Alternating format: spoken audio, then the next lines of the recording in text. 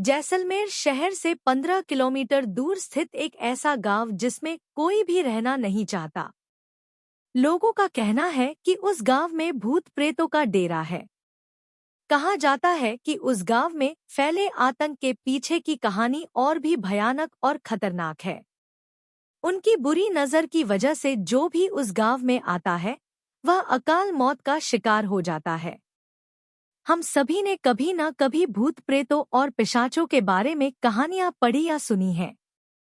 हो सकता है कि कुछ लोगों का सामना ऐसी अलौकिक शक्तियों से हुआ हो, लेकिन जो कहानी हम आपको यहाँ बताने जा रहे हैं वह थोड़ी अविश्वसनीय है, लेकिन स्थानीय लोगों के लिए यह एक बेहद डरावनी हकीकत है जिसका सामना उन्हें अक्सर या शायद रोजाना करना पड़ता है। वह मरने के बाद भी जिंदा रहते हैं।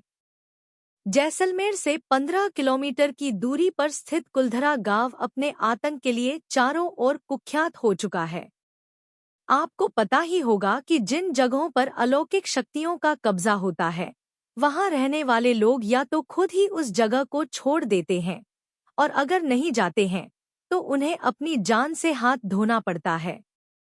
कुलधरा भी ऐसा ही एक गांव है जहां ब्राह्मण समुदाय रहा करता था। ऐसा माना जाता है कि साल 1825 में इस गांव में रहने वाले पालीवाल ब्राह्मण और आसपास के 84 गांवों के लोग रातों रात अपना घर छोड़कर चले गए थे। इस गांव में 1300 से पालीवाल ब्राह्मणों की कई पीढ़ियां रहती थी, और रक्षाबंधन के एक दिन वे सभी इस गांव को छोड़कर चले गए थे। माना जाता है कि इस दिन कुछ ऐसा दर्दनाक हुआ था जिसके बाद से आज भी कई पालीवाल ब्राह्मण रक्षाबंधन का त्योहार नहीं मनाते हैं।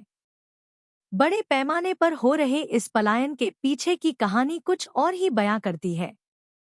जैसलमेर के दीवान सलीम सिंह को कुलधरा समेत 84 गांवों के मुखिया की खूबसूरत बेटी से प्यार हो गया था।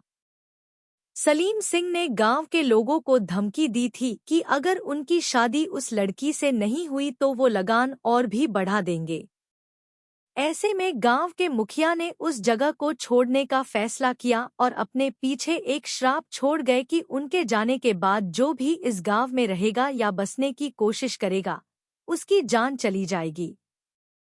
मुखिया और उनकी पत्नी के जाने के बाद गांव के कई लोग धीरे धीरे बीमार पड़ने लगे या बिना किसी कारण के उनकी मौत हो गई।